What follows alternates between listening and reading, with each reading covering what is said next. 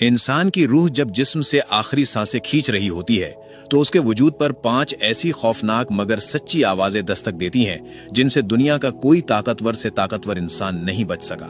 पहला मकाम, जब रूह गले की हड्डी तक पहुंच जाती है और इंसान की जबान बंद हो जाती है, उस वक्त एक आवाज गूंजती है, ऐ इंसान, तेरा वो ताकतवर बदन कहाँ गया?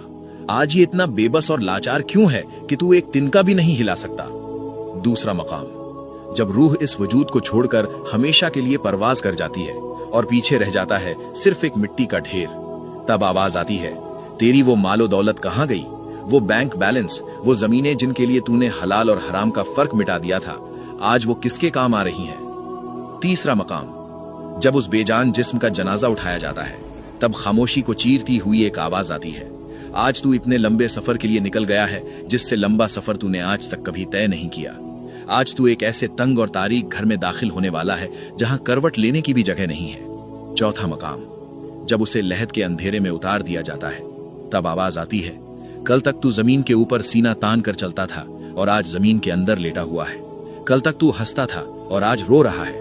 कल तक तेरे आसपास एक हुजूम था और आज तू इस खंडहर में बिल्कुल अकेला पड़ा है। और पांचवा, सबसे भारी मकाम, जब कब्र पर मिट्टी डाल दी जाती है और अपनों के कदमों की आहट दूर जाने लगती है, तब आखिरी आवाज आती है, तेरे सारे करीबी लोग तुझे इस अंधेरे में छोड़कर चले गए। अगर वो यहाँ रुक भी जाते तो तुझे कोई फायदा नहीं पहुंचा सकते थे।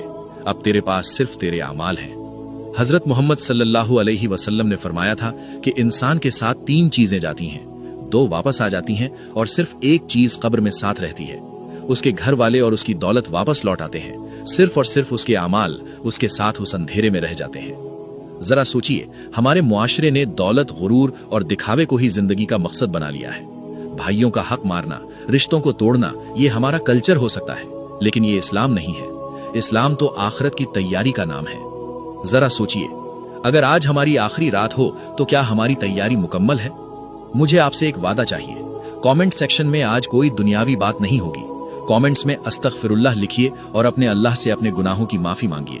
कमेंट जरूर कीजिएगा, क्योंकि क्या पता आपका लिखा हुआ ये एक लफ्ज कब्र के अंधेरे में आपके लिए रोशनी का जरिया बन जाए।